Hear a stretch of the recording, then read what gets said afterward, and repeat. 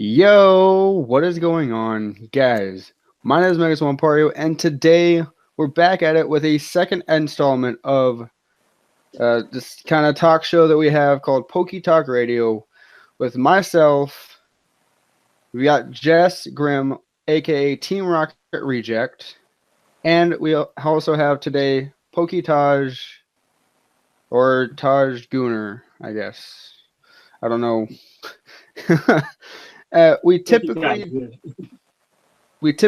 would like to have a fourth person on here. His name's Mav, but today he couldn't make it. He's really tired and stuff.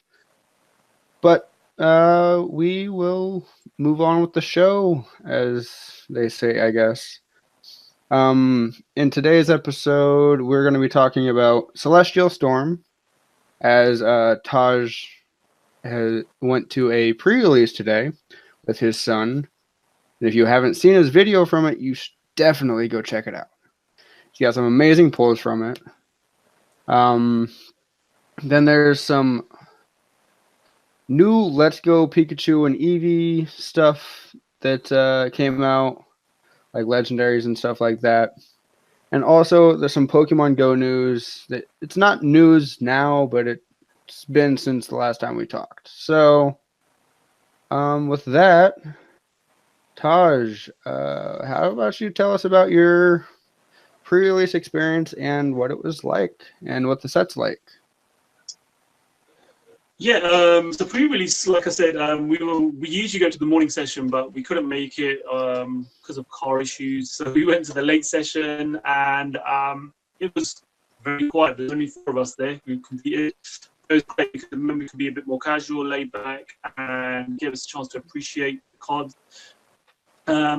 Pre-release kits, I don't know if you guys have been or not, but from a pre-release, what you get is that you get a kit which contains an evolution line of 22 cards with a promo card, and you get 4 packs of the new set. And then you've got to build yourself a 40-card deck. The organizer gives you as many energy cards as you need, and you build a 40-card deck based on the cards you've got. So everyone's got an even playing field. It's not people who've built decks and might be strategically better than you. Everyone's on the same playing field. My kit sucked. I just got 4 green code cards, nothing special out of there. But as I mentioned to you guys already, and you guys have probably seen if you check the Insta and Twitter, Nahal pulled a Rainbow Rare Articuno, which he used in his set. We both didn't do that great as far as playability is concerned, but what I've realized is most of his cards in this set aren't very playable. There's 1 or 2. I'm going to have to look into the cards a bit more detail.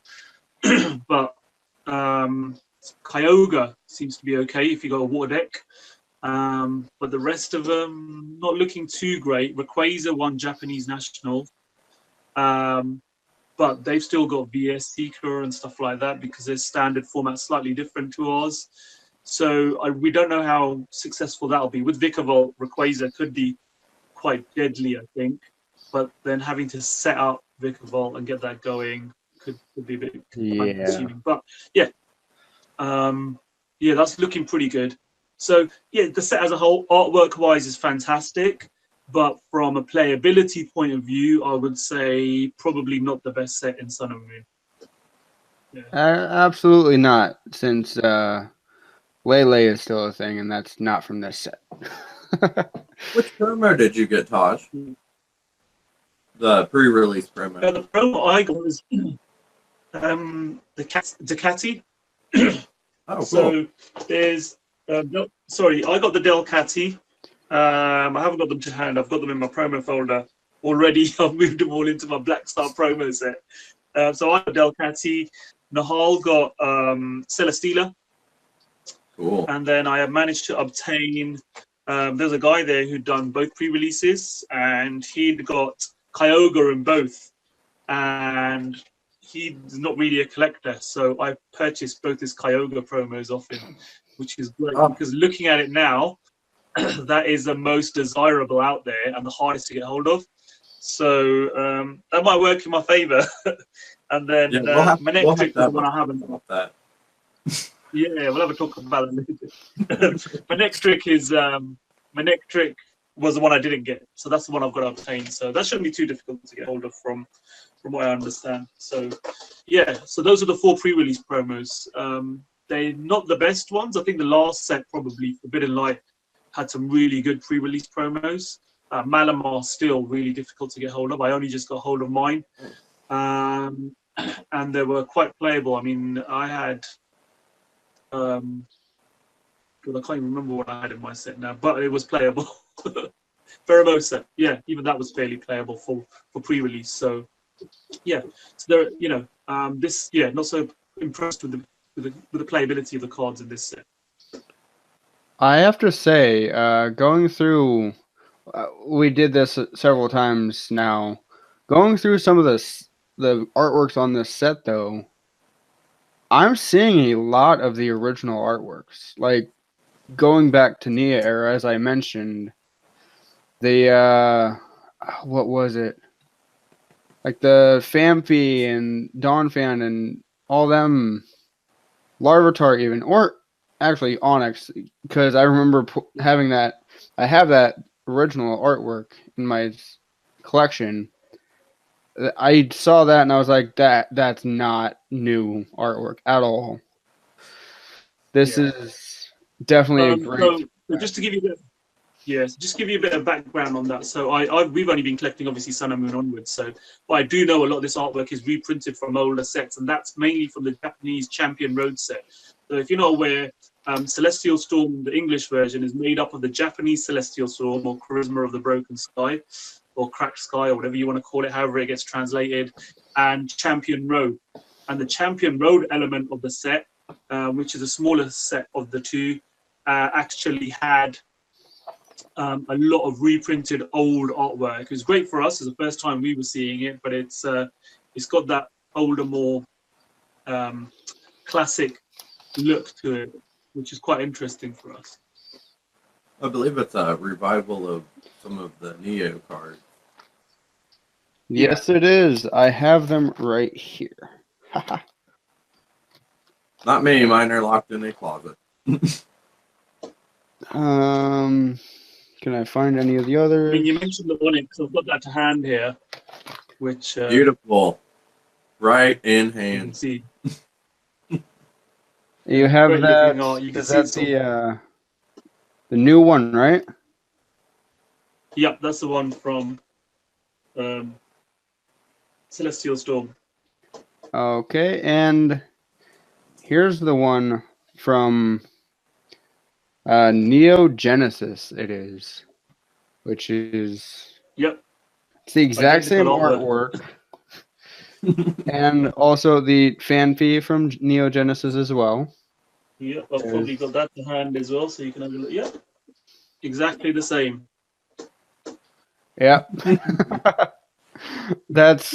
It's so uncanny because I saw these artworks and I was like, oh my god, I have to have part of this set because it's a throwback to Neo, which is a very popular era.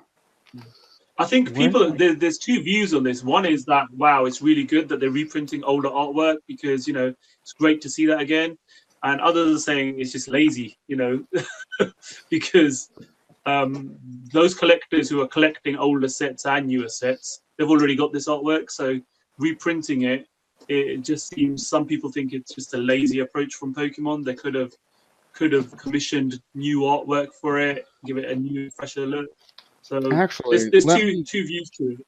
So I think for newer, younger collectors, though, who might not have the opportunity to financially be able to collect the older sets like Neo, it's great because you're now seeing some really, really beautiful artwork that otherwise you might not have in your collection. So for me, I think it's great. I think it's long enough since it originally came out that it is sensible to reprint some of the older artwork, similar to Evolutions, which was great.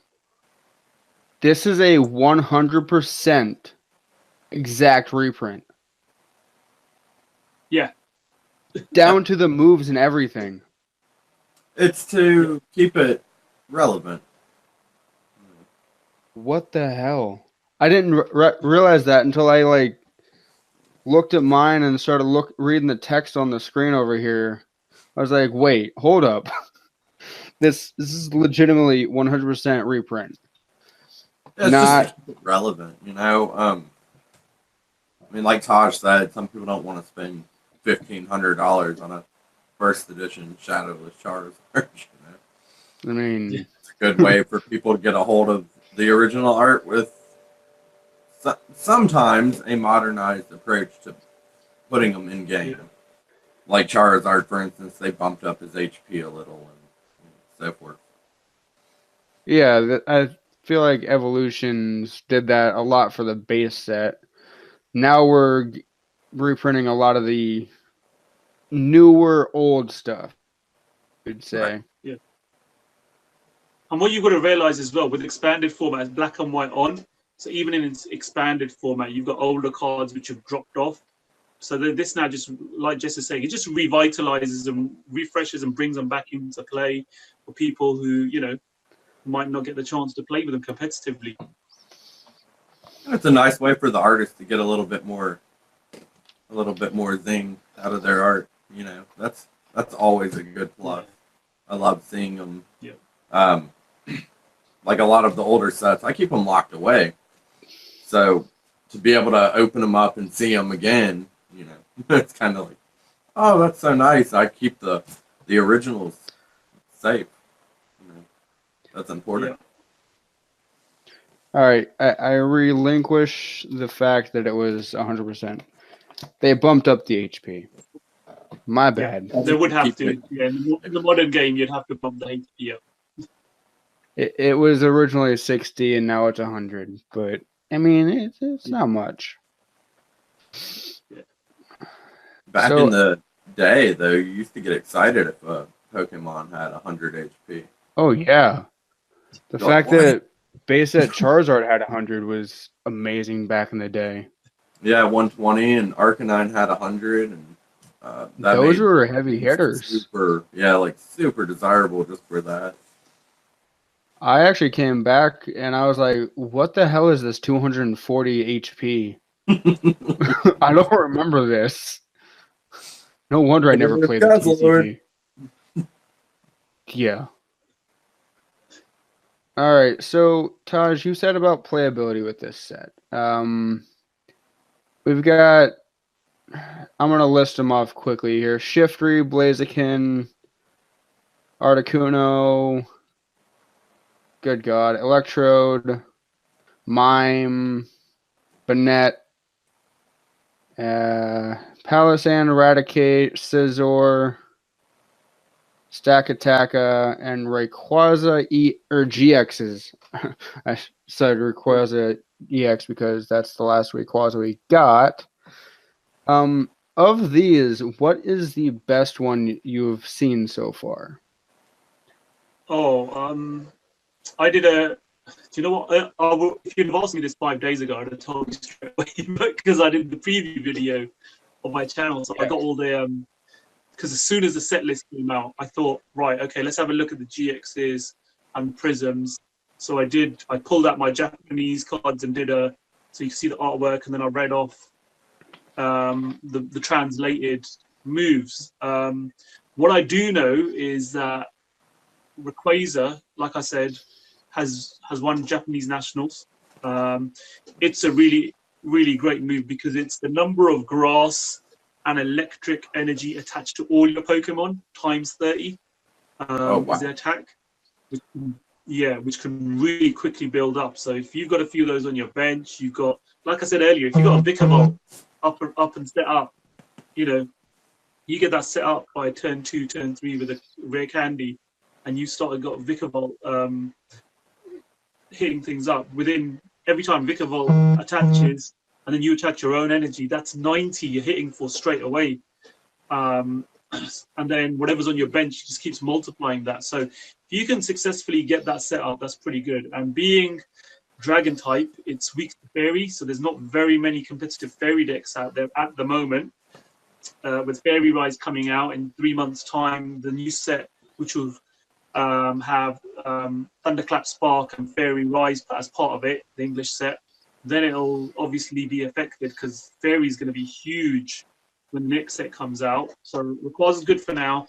There's a guy that who's really good at that pre-release I went to, who's I know is one of the organizers, who's a really good player. He was trying to build a shift tree deck. He was asking everyone, if you've got any shift trees, I'll trade you for them. So shift tree does 40 damage with 1 grass, and your opponent's active Pokemon is confused as well. So 40 and confused for 1 grass. And then a grass and 2 colorless does 90 damage, and it does 90 more damage if both of you guys have the same number of cards in your hand. So if you're strategic about how you play your cards, and you know how many your opponent's got in their hand, you can literally do 180 for a grass and double colorless. And then the GX does shuffle one of your opponent's Pokemon and all cards attached into their deck. Now, this is quite good because usually it's shuffle your opponent's active Pokemon. So this one, you can pick whichever one you like. So if they've been setting something up on that bench ready to bring it out, you can suddenly get them to shuffle that into their deck, not into their hand. So that could really slow someone down who's been setting up while you've been attacking. So yeah, I can see why somebody would want to build a deck based on shift tree, especially if you're trying to build a grass deck. And to be fair, there's not many good grass decks out there at the moment, and it's weak to fire, I believe. Fire is, well, maybe with Blaziken there might be an increase in fire decks, but at the moment Kiawe is good to set up fire, but obviously you end your turn, so this gives you a window of opportunity there to potentially knock something out, you know, that you might have set up with a Kiawe. So yeah, I think it's Speaking of Blaziken, for 2 fire and a colorless, that explosive kick does pretty good. That would easily knock it out in 1 hit if you went against a shift tree. Yeah, it does, and that's the thing. It does 210 damage, but to get 2 fire set up would take you at least 2 moves, or if you used a Kiawe, then you'd end your turn. So shift tree could have a window of opportunity to get in, but this is a 240. Yeah. So Blaziken is 240 HP, but it's a stage 2 as well. So, you know, it's gonna, like I said, unless you rare candy, get it set up fairly quick, and then. But Blaziken could use this GX attack if you're setting this up on the bench. So there is combinations of ways you can sort of outplay this. So Shift tree as well is a stage 2 though. So you could kind of rare candy on both sides, and you'd have them set up in about the same amount of time. Yeah, but then shift tree can use its GX and then stop. Articuno is very lackluster. Yeah. It's low HP, minimal attack. Sorry, which one is that? Articuno. It's for a GX. It's a very low HP. Which Pokemon? Sorry. Articuno GX. Yeah. Your shiny. The one that you have shiny of. Yeah. Yes. It's a basic. That's why it's only 170. So, yeah. A lot of the basics sit around the 170 to 190 mark. You don't get more than 190. I think Oswald's a 190. I'm not sure. Guzzlord's like 250. No. I mean Buzzwole. Oh. Buzz. Yeah, but Guzzlord just it is, but you've got to stick a lot of energy just to get 1 attack off. So yeah. Jess, you would know everything about that. Yeah, but once he gets going, he is. You can't stop that thing. Yeah. With Shifter you can. Yeah, with its GX attack. But yeah, there's loads of different combinations. Quite interesting Pokemon here, you know. I mean, but we'll have to wait and see over the next few weeks how once people start playing with this competitively, what starts happening. And people have been already sort of sandbox testing these. They've been printing off proxy cards and trying to play them. I've not had a chance to see that because I know Rare Candy YouTube channel, they usually do pre-testing of decks, but I've not had an opportunity to check anything. I've been not been checking too many videos out at the moment. I'm really interested to see how the game changes when Licia starts getting used. Because Licia, you get to draw 2 Prism cards, put them in your hand, shuffle your deck. I can't help but wonder what that's going to create, what kind of mass confusion it's going to run around causing. Yeah, and that Licia card, I know in Japan is going for around the $40-50 mark. Jesus Christ! But purely for the artwork, I think the artwork is a beautiful artwork on that card. If you love your anime style, good. But I just want that card for the artwork, you know. But yeah, that will be interesting what that does to the game, because especially when you're going to have Ditto coming out, Ditto Prism, you know. Wait, what? And Jirachi. Yeah, Jirachi's in this set. Ditto Prism? Yeah. Yep. What in the living hell? Oh, it looks so good. It looks so good. Yeah. Is it at least like transformed into something? You can stick any stage 1. You can stick any stage 1 Pokemon on it to evolve it. Any stage 1. That's pretty epic. Yeah, so put it this way, you know, if you're building a playset of, I don't know, you know, let's just say, for example, you've got 4 Zoroarks. You can have 4 Zoroarks and a Ditto, which gives you more chance to set up. Oh yeah. More Zoroarks quicker. So rather than playing your maximum of 4 in a set, you've now got Ditto, which can give you a 5th to help you set up even quicker. So I think Ditto will be a standard in every deck. I would not see a reason why people with evolution Pokemon in their set, which everyone's got some evolution Pokemon, would not put a Ditto in there. It just doesn't make any sense if you don't put that in. Agreed. And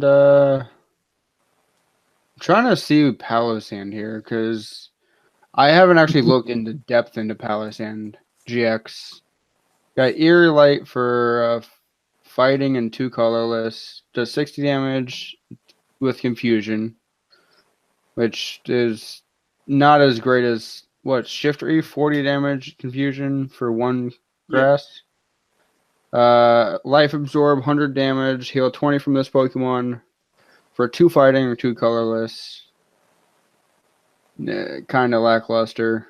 And same price, Sandfear GX, 60 times damage. Look at the top 13 cards your opponent's deck. Discard as many Pokemon you find there as you like.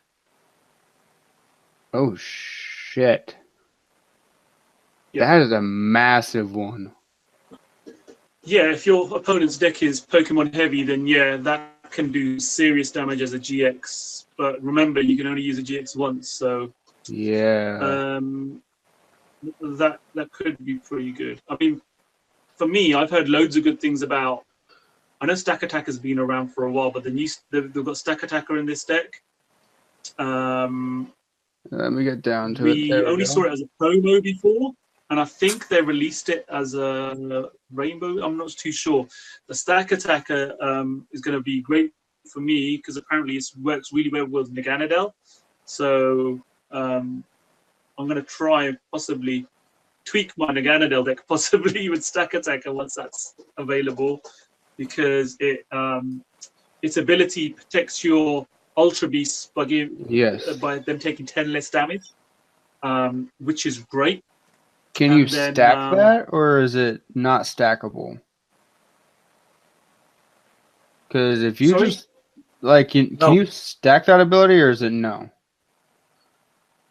Yeah, you should. It doesn't stipulate you can only use 1 Ultra Ball, so you could potentially have several of these on your bench and stack that damage by 10 each time. Wow.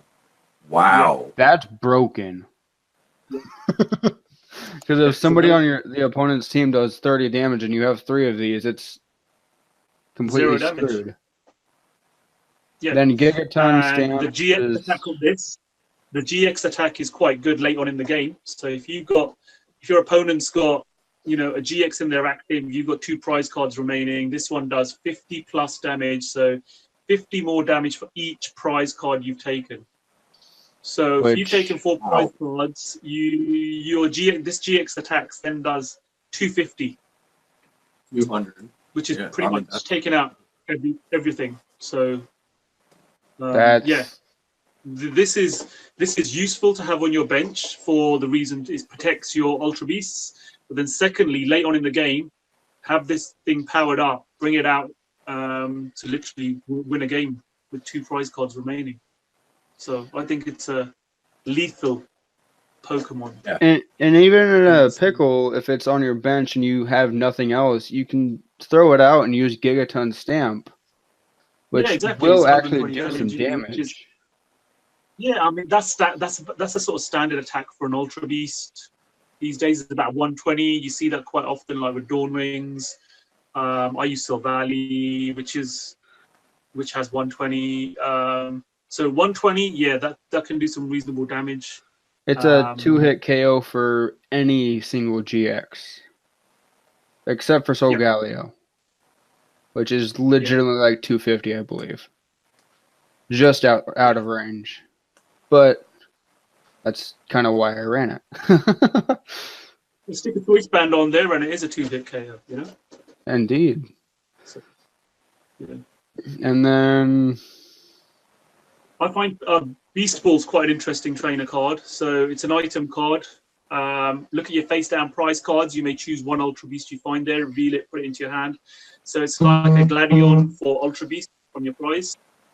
So, and it's an item, so you're not using up your supporter. So if you're just specifically looking for an Ultra Beast, then you're better off using this than Gladion, because Gladion will waste supporter. You know, you can only use one support per turn, whereas this is an item. You can use as many of them as you want. So this will replace Gladion. Yeah. Well, only if you're looking for Ultra Beast. Yeah. Fair enough. We're bringing back Bill's Maintenance. That's card I don't. And Copycat. These are cards I have the original versions of. I wouldn't probably. I wouldn't play Bill's Maintenance. I'd probably use Looker. You know, because you can use Looker's Whistle to set them out. Draw 3, because this is shuffle 1 into your deck, then draw 3. The only time this might become more playable is if you're coming towards the end of the game, your deck's looking a bit thin, and you're worried you're going to run out of cards. You might want to start putting some back in your deck, but then you're still drawing 3. So I would, you know, Wayu makes more sense, or a Looker makes more sense than this. So Copycat's quite good though. With which GX was it that does 90 extra damage on that one attack? That does 180 damage if you have the same amount of cards in your hand as your opponent. That was Shiftry. Yeah, so you use a Copycat with Shiftry. That's perfect, you know. So you do everything you want with the hand you've got. Use Copycat. Copycat is basically you shuffle your hand into your deck, then draw the equal number of cards to your opponent's hand. And then hit with Shiftry. Then you do that, and then use your Shiftry straight after it. Boom, there you go. You know, you're hitting it for 180. Copycat Full Art in the UK, yesterday somebody mentioned, is going for £60 online, the Full Art. So if you convert that to dollars, that's about $80 for the Full Art. $80 for the Full Art. That's the same amount as Cynthia. Yeah, and I saw somebody had a Copycat Full Art, and I saw it, and the colors just pop on it. It looks amazing. Really nice looking card. And that Rainbow Energy is going for around $70 at the moment. But the texture on it is amazing. It just looks like, it almost looks like a fingerprint background with the way that they've done the texture. Really nice looking card. So yeah, there's a few, like I said, from an artistic point of view, the cards and a collector's point of view, which I'm more predominantly a collector than a player. I try and compete and play, but I'm more of a collector. From a collector's point of view, there's some beautiful cards in this set. And just going back, yeah, they are very collectible. Sorry, I'm on two different wavelengths here. Looking through some of the other trainers, there's also something called a last chance potion, which can easily turn your game around back in your favor if you're running really low and stuff like that. That heals 120 damage from one of your Pokemon with 30 or less remaining HP. Granted, you have to guarantee that you're going to have 30 or less HP, but still. Yeah, again, it's quite situational. It's going to be times where you might have a Pokemon just hanging on for its dear life, and you can use this on. So yeah, I've had that several times. Useful. I'll probably stick one or two of those in my deck. Yeah. I'd like the revival of Gold Potion. Oh my god, that would be great. Yes.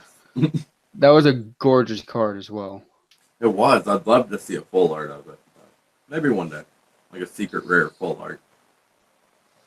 Steven's Resolve. Search your deck for 3 cards and put them in your hand. Shuffle your deck. Oh, use that with Metagross and your turn does not end. Yeah. And then you attack. Yep. So I don't know if you guys have noticed or not, but I think it was similar with Cynthia and Garchomp, but the artwork. So if you look at the artwork of Metagross, you can see Stevens in the background. Mm-hmm. So go back and have a look at Garchomp in Give me one moment. Prism, and you'll see Cynthia. I don't think I have Ultra Prism, correct? And I think there's another one which worked in a similar way. I can't remember. It was. There is another one. There's 3 of them which have got the trainer in the background because of the way that they work with the trainer. There's Cynthia, Steven, and oh man, I've lost your Garchomp reference. If I can get the glare out. See Cynthia in the background. There you go. Yep. There we go. So, and there's I can't remember what the other one was.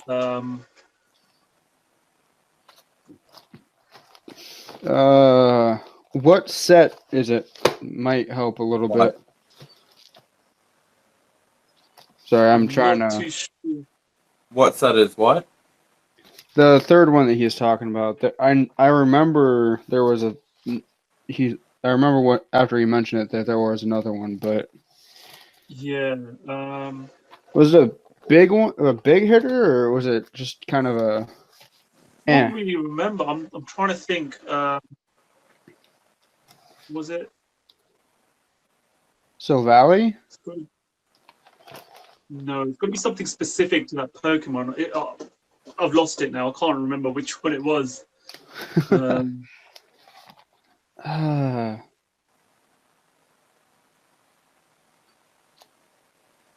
All right. Well, I've looked through my stuff. Now I have to flip it all the way back and close my binder. Whee.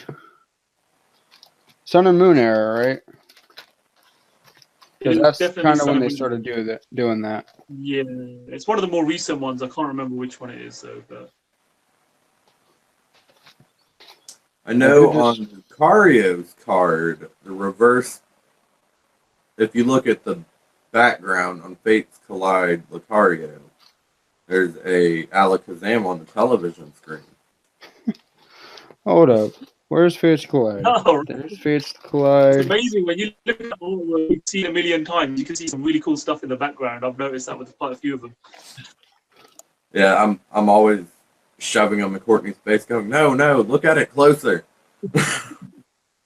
I'll tell you what, Brandon. What we'll do this for the next episode. We'll make sure that we research it, and next episode we'll mention which one it is. Otherwise, I think we're going to be here all day. I'm looking at Fates Collide Lucario, and I don't see it. Ah. Well, hang on. I'll pause the video here in a sec. So what else do we need to inform the people of? Well, anything interesting in the backgrounds of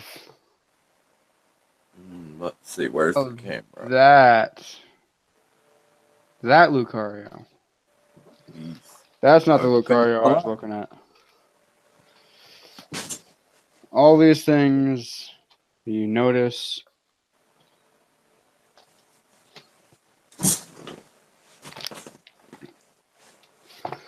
All right.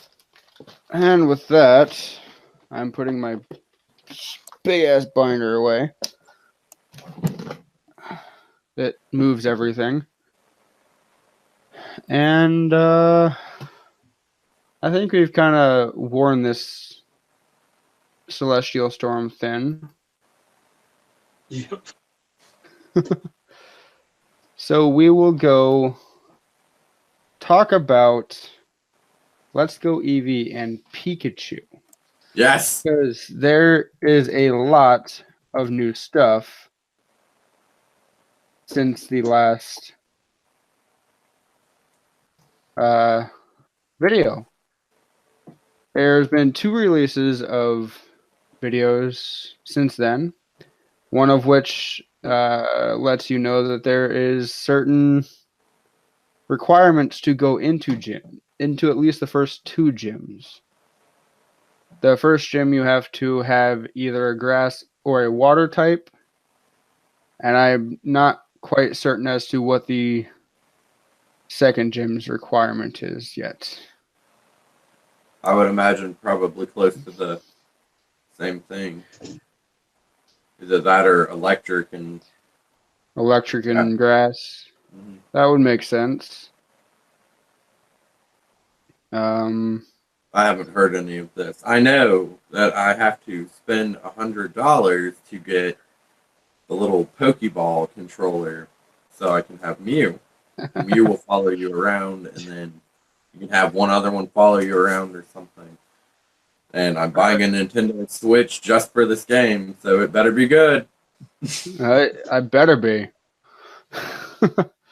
I'm All right. hoping they're going to release some kind of special edition console. I'm assuming they will because it's Pokemon. And it's one of their biggest sellers from Nintendo. So Yeah. That's what I'm aiming for. 2 of those. One to keep closed, one to play. it's a lot of money. All right. Maybe so, at the moment, but in 10 years, it'll pay me back threefold at least. Oh, of course. When they come out with a new handheld console looking thing. They'll have 12 before then. So, I'm looking at the Bulbapedia, like I said earlier. It sucks. But it does have the game exclusive Pokemon as to our knowledge so far.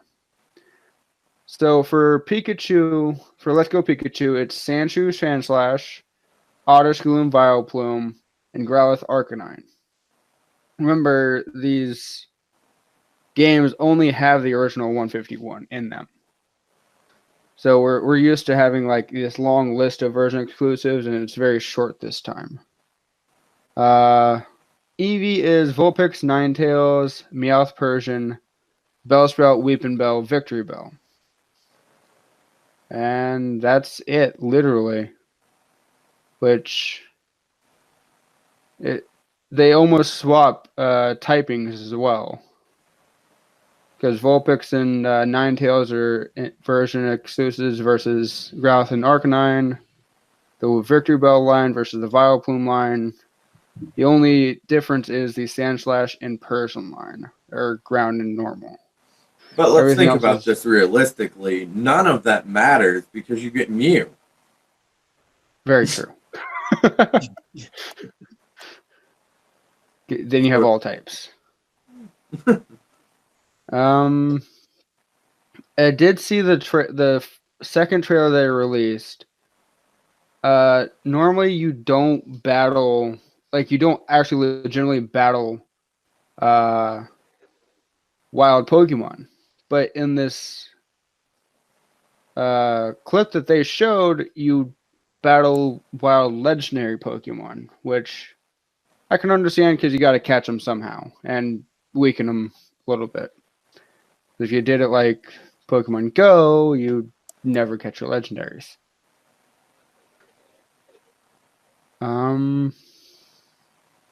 Anything on this actual Nintendo site?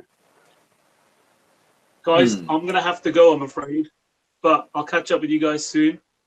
Nahal's banging on the door, so I'm going to have to go and see what he needs. All right. Take care, guys. See you soon. We will chat with you next time. Take care.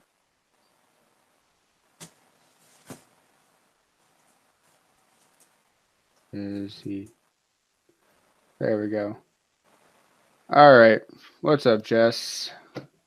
And people of the world that we're trying to talk to, but don't have information. So, of course, you're most excited for Mew and dropping nearly $1,000 and all of that stuff. Well, I mean, like I said, it's a lot at the moment. It'll pay me back. Yeah. I'll have one to play. I'll probably get both versions of the game, of course.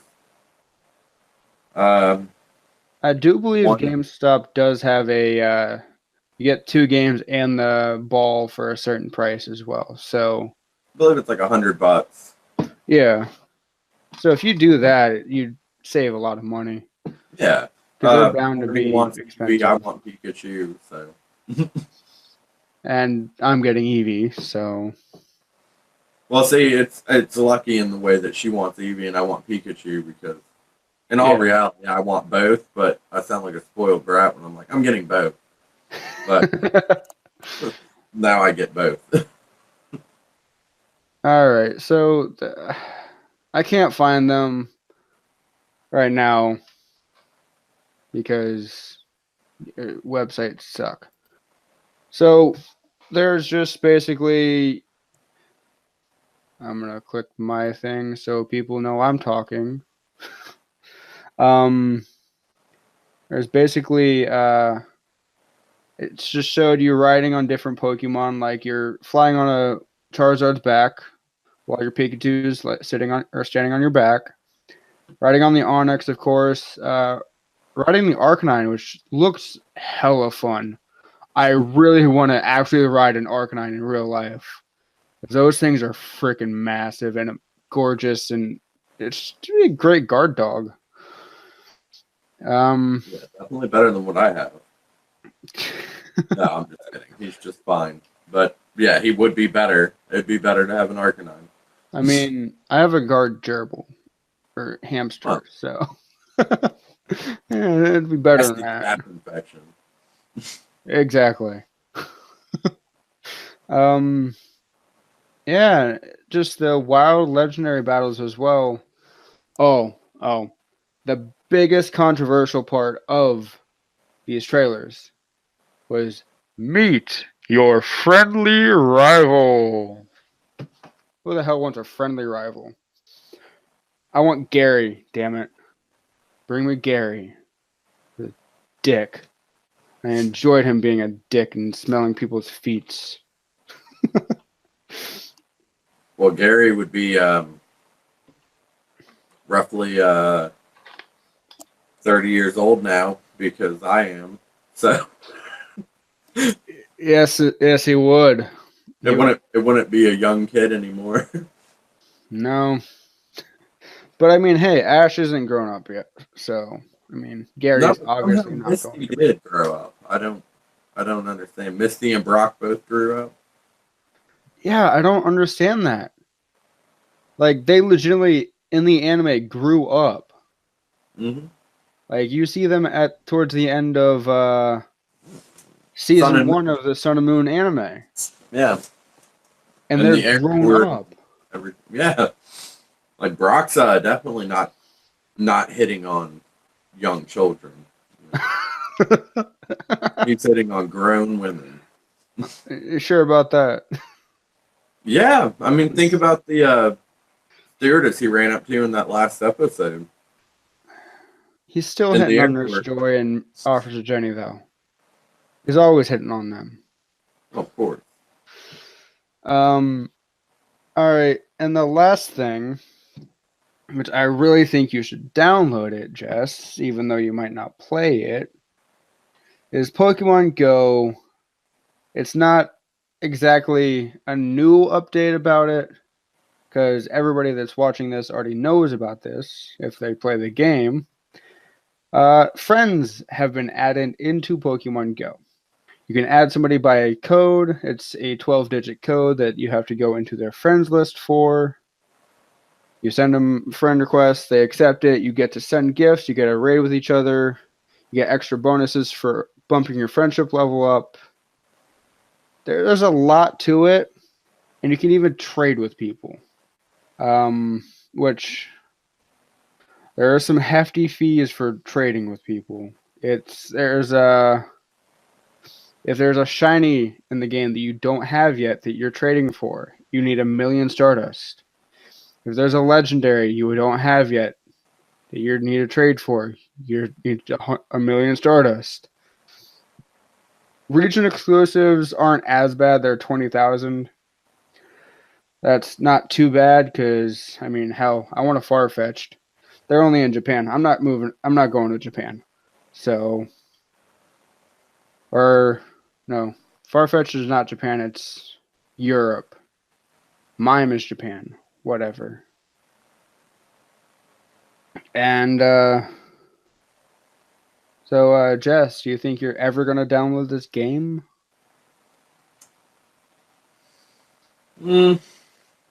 I know it has somewhat of a significance with the new games coming out, so possibly. I mean, if we ever get within 100 meters of each other, I'll trade you some things. Well, I mean, you never know. It happens more often than you think. Indeed. Spoofing. Spoofing. That's a thing that has happened since day one. It's where you download an application that mocks your location. You type in wherever the hell you want to go. You go to Japan, into Tokyo, the heart of the beast there, and you get yourself some really rare Pokemon. They're So, cracking down. Huh? So it's like hacking. Yes. It's happened since day one. They are cracking down on it now. Because now more people are coming back into the game. They're more like, hey, we want the legitimate players, not the hackers that's basically screw over the game. Sure. And I know several people that legitimately spoof, but it's no offense to them. But just be warned, they're cracking down. There's a 3-level warning system. First level, I would say soft banned. You don't get any rare spawns. You can catch like Weedles and Caterpies and crap like that for a week. Then you get reinstated. Second one is a 30-day complete ban. You can't load into your game at all whatsoever for 30 days. Then you get reinstated after that. If you do it again, a third time is permanently banned. Your account is gone forever. No games, no gimmicks, nothing. It's permanently gone. So what's your opinion on that?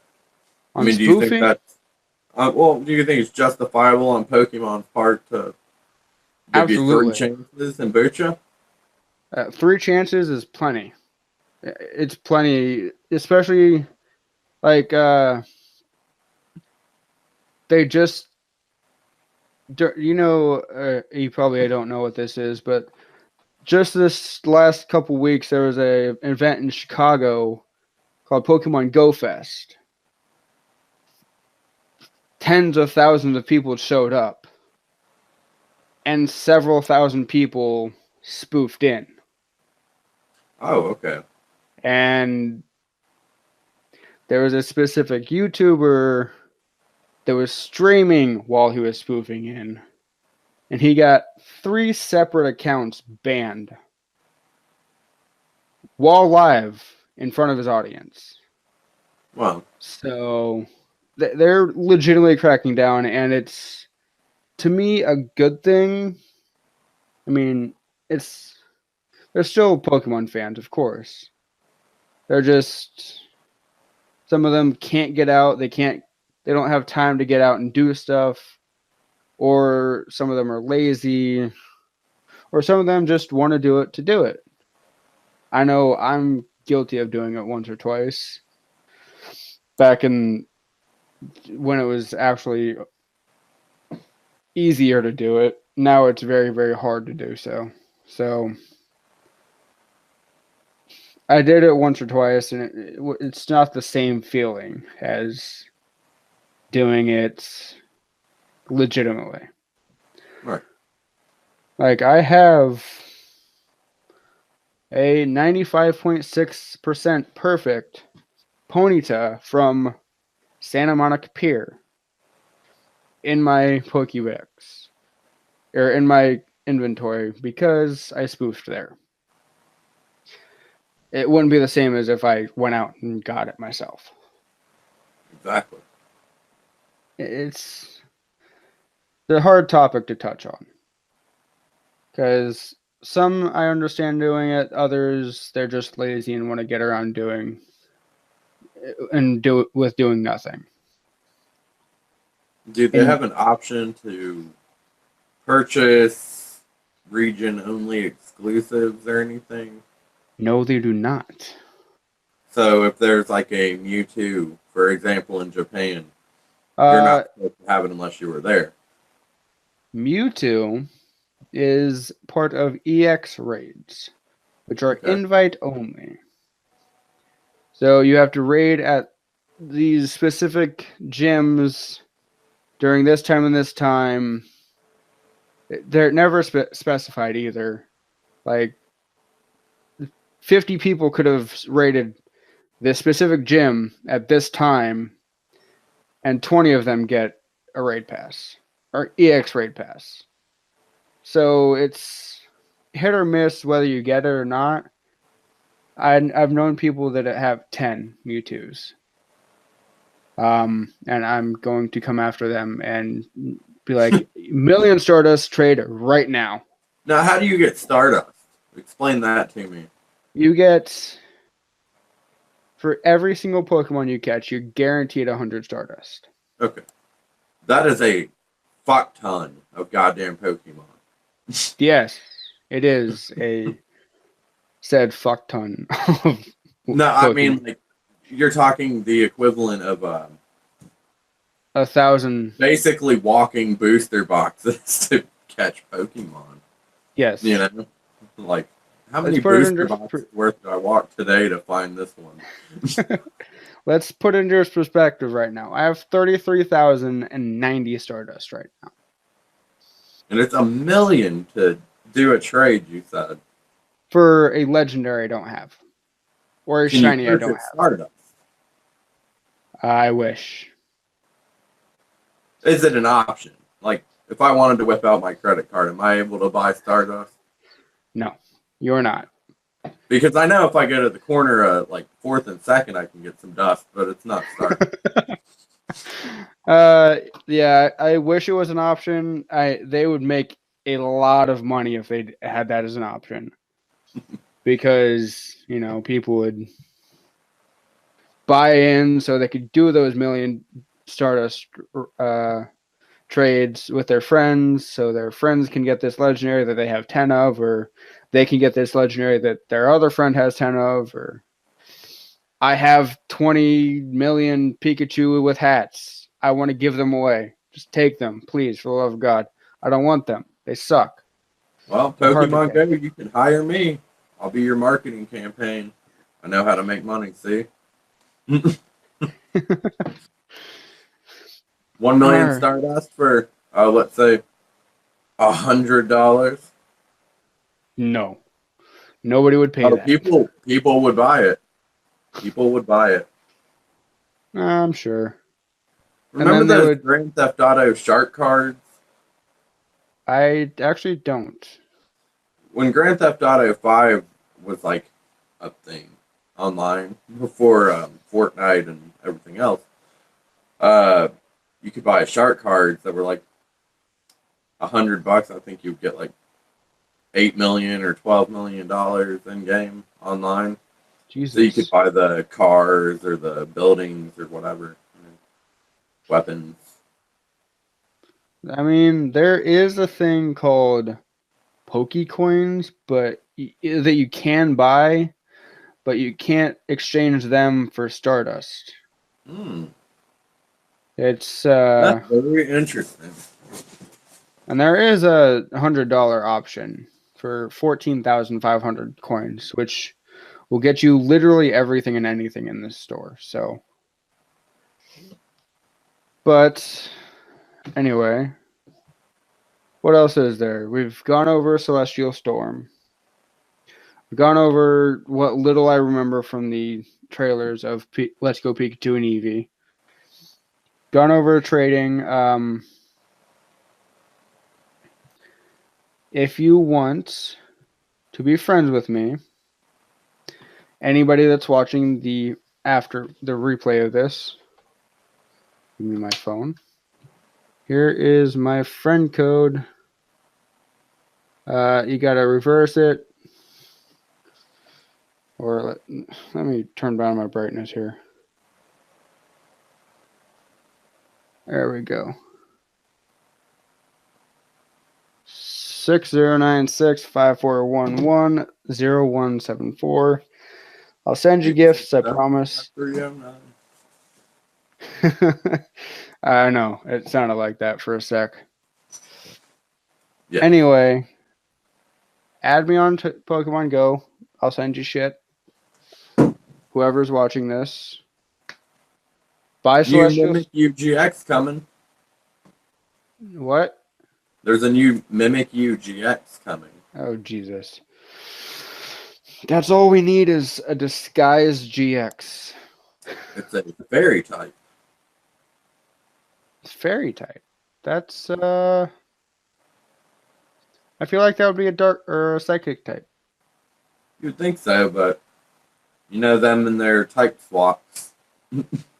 Yeah, they're called Delta species, and they were amazing.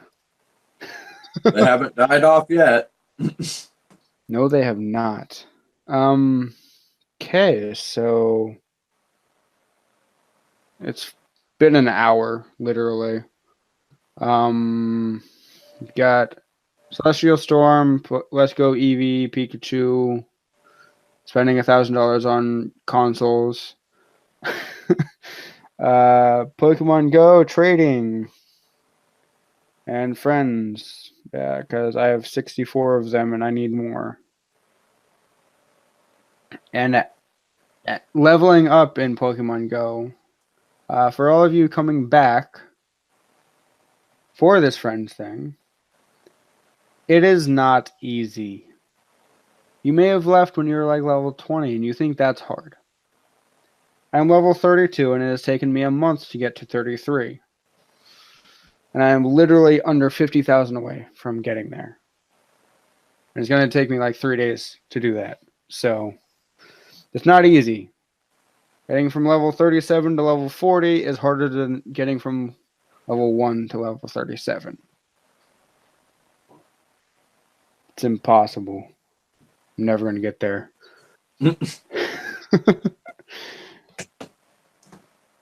Anyway, that is that. Do you have any final thoughts, Jess, at all? Do you have any thoughts running around in your brain? Nope. No? There's nothing up there? Not Pokemon related. Okay. Does it have to do with the teeth that you're about to get eaten by, or? First, it's all right. No, I have no idea. I think you covered most of it. Celestial Storm comes out sometime like today or something, I guess. And then next month we've got another set coming out. So No, Celestial Storm comes out in 2 weeks. well, 2 We're weeks on- and 1 month, and they're just gonna make us brick till we die. We're on pre-release currently for Celestial Storm, which is why everybody's getting booster boxes of it. 29th. That's when they release, right? Yes, they release the 29th. Ah, that's what I So thought. 1 week. 1 week away, and I Get will your- be 29 years old when that comes out. You're old. I'm old. Party. All right. On that note, that's the end of the video, guys.